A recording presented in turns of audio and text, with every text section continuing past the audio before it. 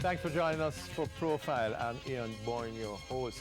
One of the things we like to do on Profile is to feature persons who have overcome extraordinary odds, who have overcome difficulties, and who have a story to tell about how to deal with adversities, how to build a life of excellence.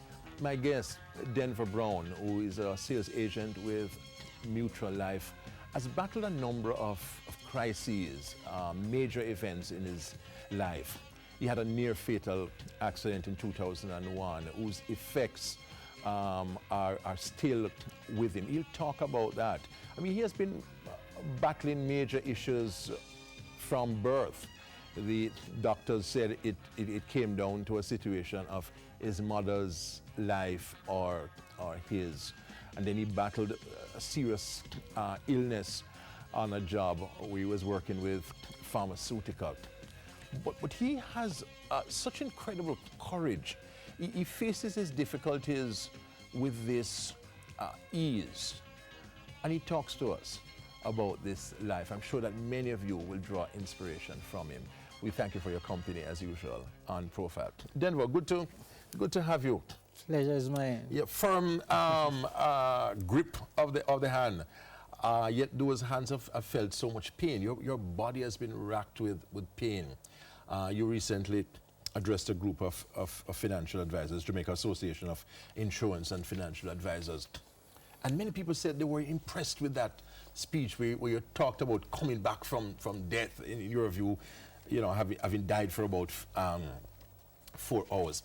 But let's talk about the start of your life. I mean, your mother was faced with a stark choice, or well, you tell that story. What the doctor said. Yes, Ian. At the inception of your life. Right. I found out in 2004 when my mother called me, just to share with me, you know, in a strange way, when she said, "I have something to tell you, but I don't know how to tell you." You know, I became nervous. "What is it, Mom? What is it you're trying to say to me?"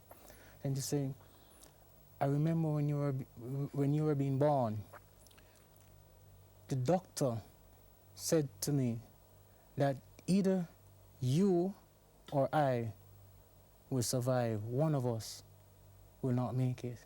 I said, "What, Mommy? What do you mean by that?" She said, "Yes." She said, "There was no possible way that both of us could survive the ordeal."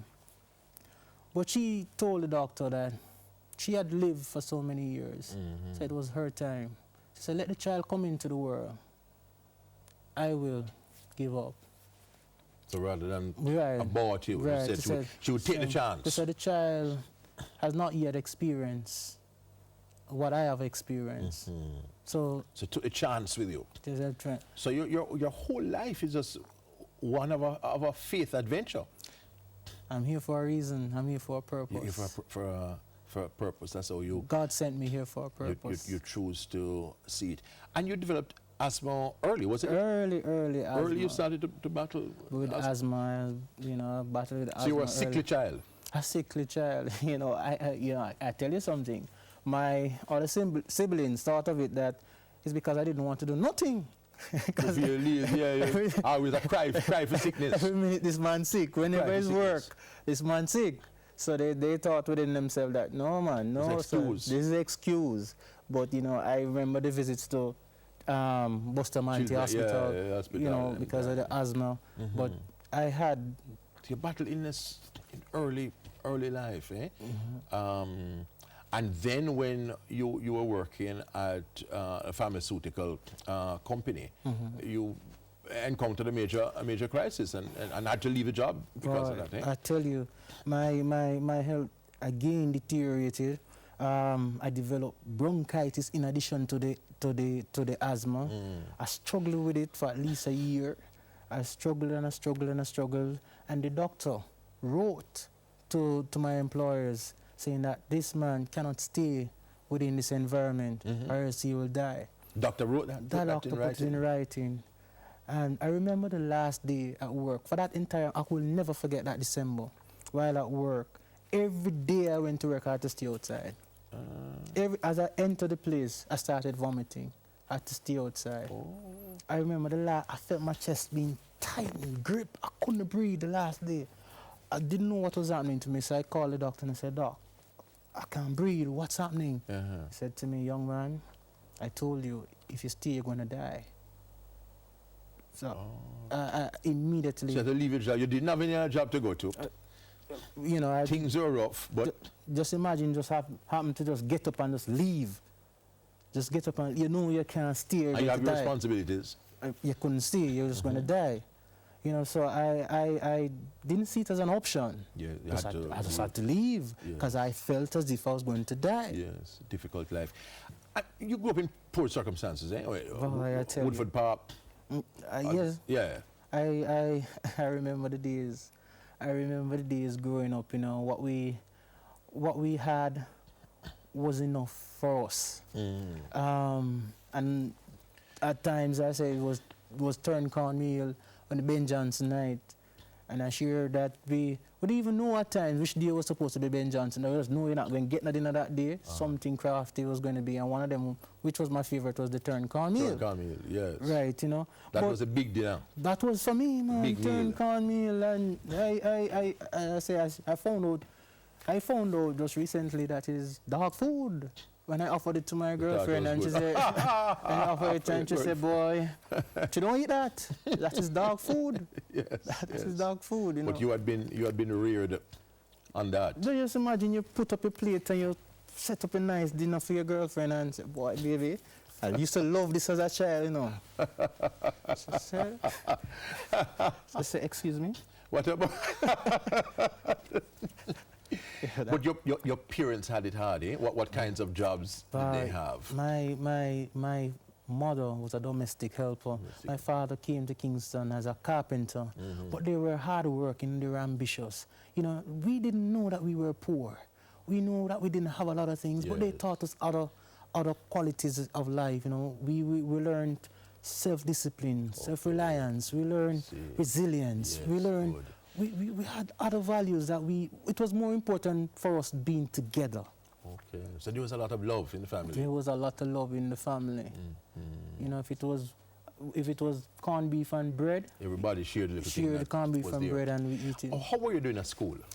Well, I started out great.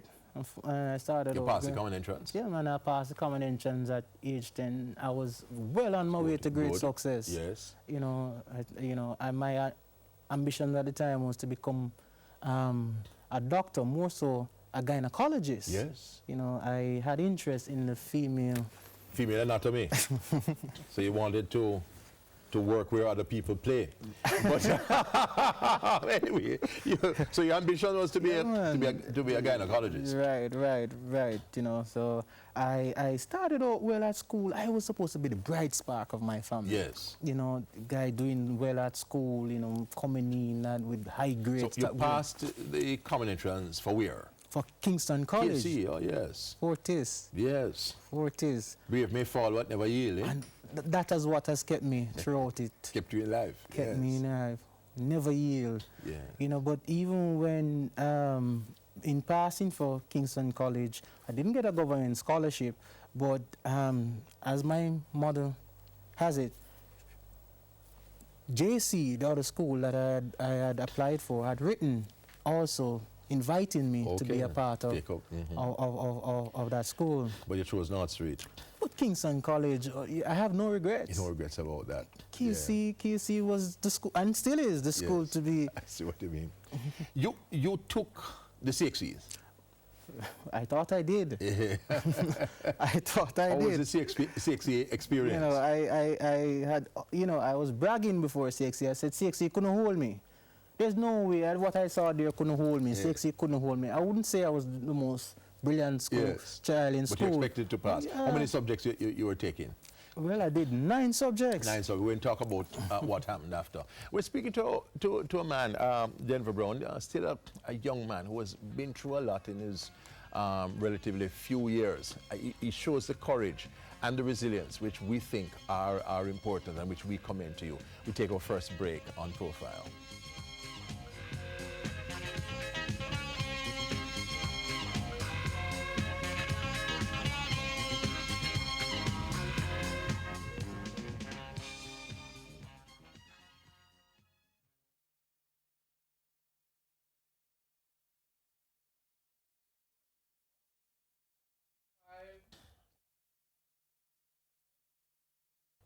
Welcome back to Profile. My guest has had 3 brushes with death. One really horrifying. He will talk about that particularly horrifying one.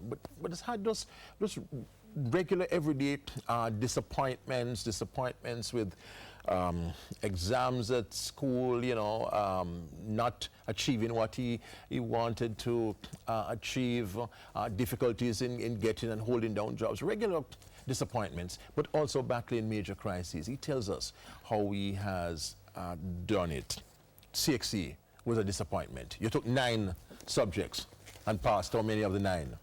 Well, they say I passed 2. Two out of 9. 2 out of 9. That's not a good average at all.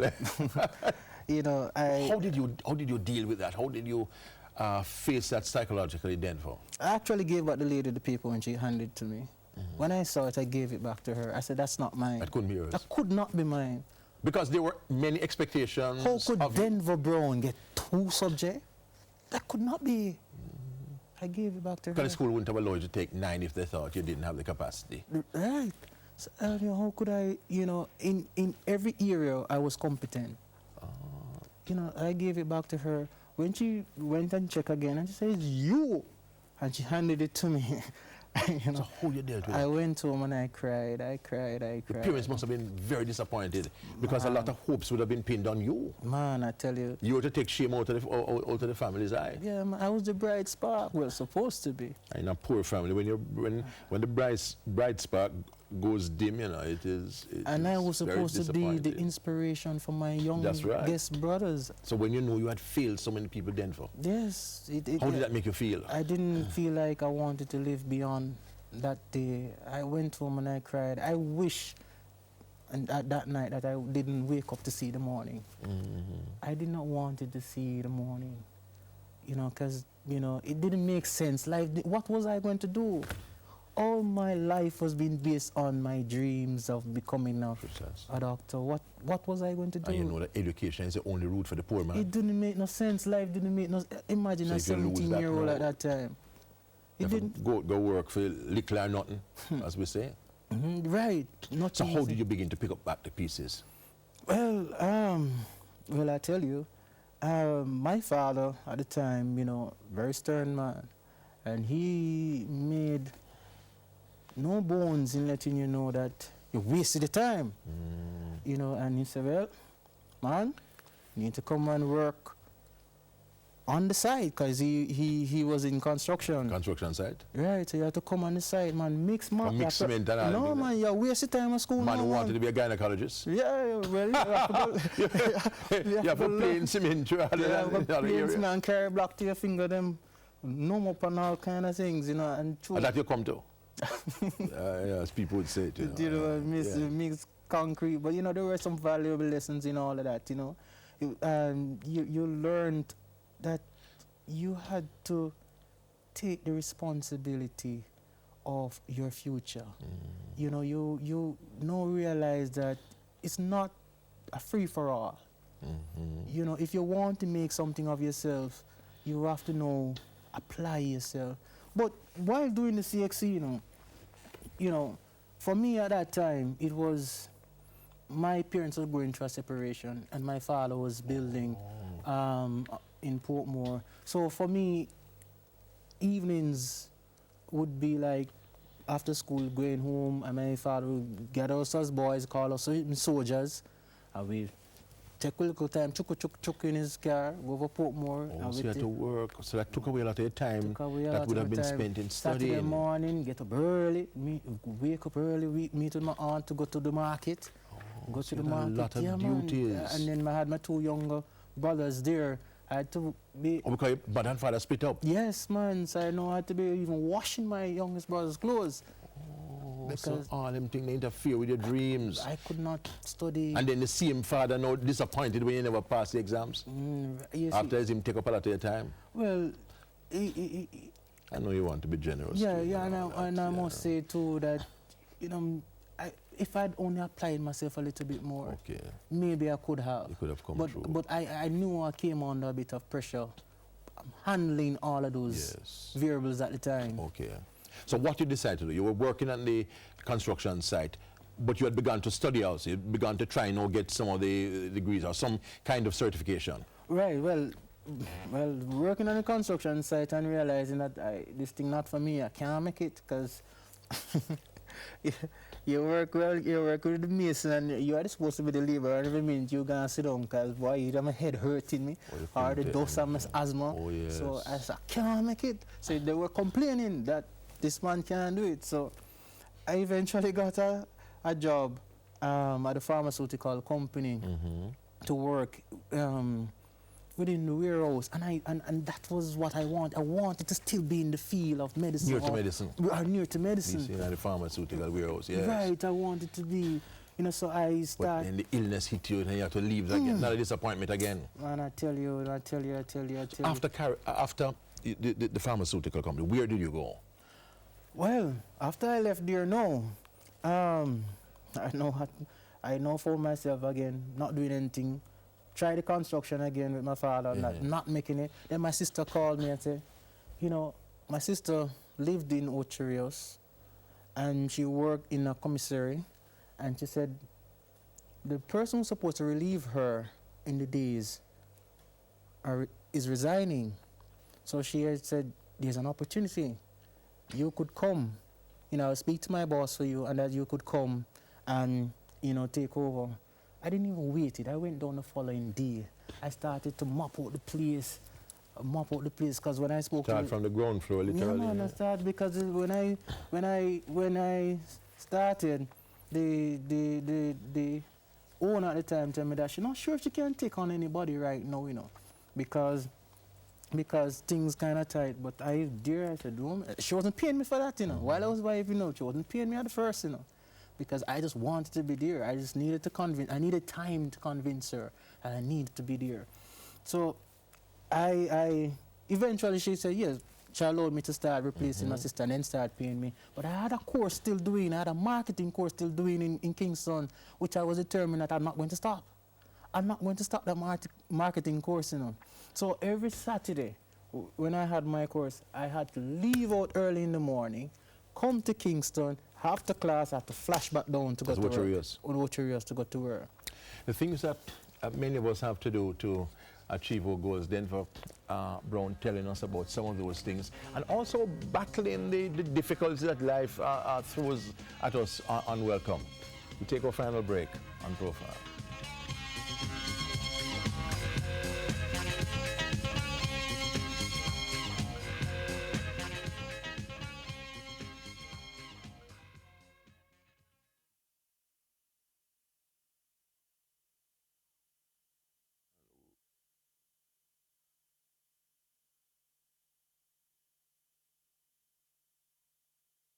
Welcome back. The overcoming of adversity is what much of life is about. And we're talking to Denver Brown, who was faced a number of adversities. Of course, the biggest one was that accident. You had just gotten the job at Guardian Life as a sales agent for what, about 4 months or so, if I remember? For Guardian Life? Yeah. Actually, before the accident? Yes. It was about 8 months. Oh, 8 months, something. 8 months. But things weren't going well, from what you were saying. Things were not going well at all. You weren't making it. The difficult thing I found to sell was life insurance. You had a difficulty. Let's talk about that accident. What happened? How you felt? Give us a graphic picture of it. No, I remember the accident on my way home. I fell asleep.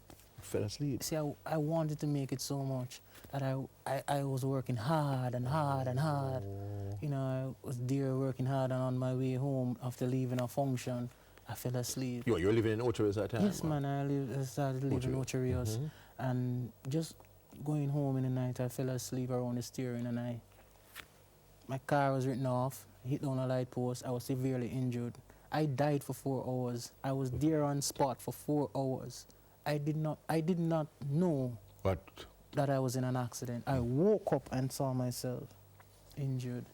I remember waking up and what I saw, I felt my body getting cold. This extreme coldness started to come.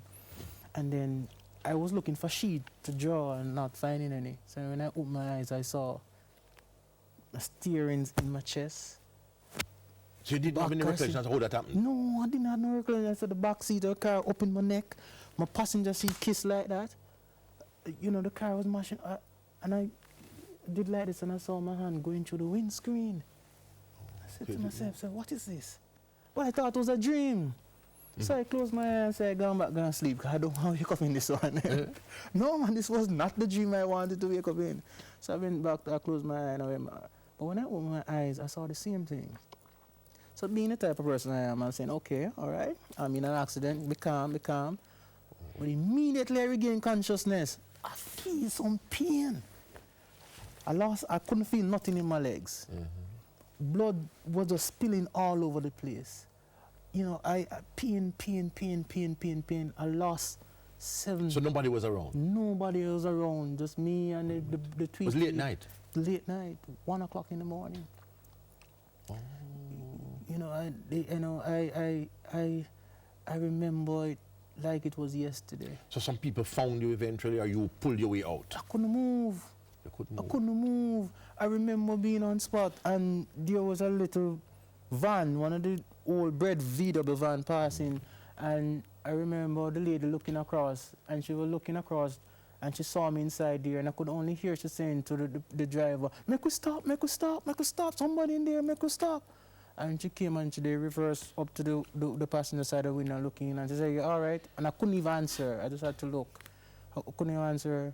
And then that's when they came and started to call the police and the ambulance and stuff like that. I was stuck in the vehicle. I had to be taken through the back of all my doors were jammed shut. It was amazing that you had survived. God. And you were in hospital for how long? Tell me what the process of healing was like. I was taken to the hospital there, and then again, I was there for a day. And then the doctor asked me if I wanted to be on the ward. I told him, no, I don't want to be on the ward because, you know, I wanted to go home with family because I felt like I was going to die, so best of me go home with family where I don't, you know, have them around me. So but remember during then, I came close to losing my eyes here. I had a big chop over my eye. And my lips were like mashed potato. All my teeth were just stuck into the steering. You lost your teeth? You mean how many? I lost all my front teeth just stuck into the steering. My upper palate hung down as it was like another tongue in my mouth. The dentist had to visit me on the bed to take teeth out of my gum, you know. My mouth was like gravel. The dentist had to visit me and to pull them one by one out of my gum, itching out. My lip was like mashed potato, and the doctor said to me, it will never come back with a splinter. That night I got so many injections I could not believe. I got injection all over to stop from hemorrhage. When I reached the hospital, it was just injections. He took me there. But when I went home, and by this time after a few days I went to my sister's house now because I could no longer go to my house because there was nobody there to take care of me. So my sister took me in to there, but I could not move. I lied motionless on the bed for weeks. Weeks? Weeks. I was fed through straw. I could not eat anything.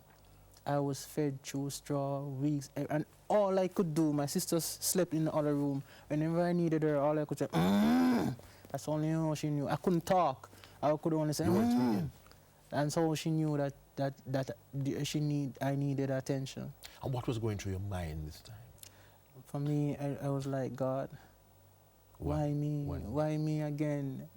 Every time you're trying to make a thing, you're working hard now to make a way out. You know, another obstacle. What can I tell you? It seems to be getting worse and worse. You know, it came to a point in which I said to myself that it's like every 4 years something going to come to stop me, you know. So it's like an expectation that, you know, say after this you're going to get a disappointment. I felt like I was just not meant to make it. Because no care how I try, it's just going to just come and mash me up. How he moved from that position and how he managed, he did come back, he did make the $1 million round table despite all of that. It's a story that we need to continue, the story of Denver Brown. We like to tell stories of the overcoming of suffering and adversity. We thank you for your company. Next week we'll be back. Until then, Ian Boyne wishing you a very pleasant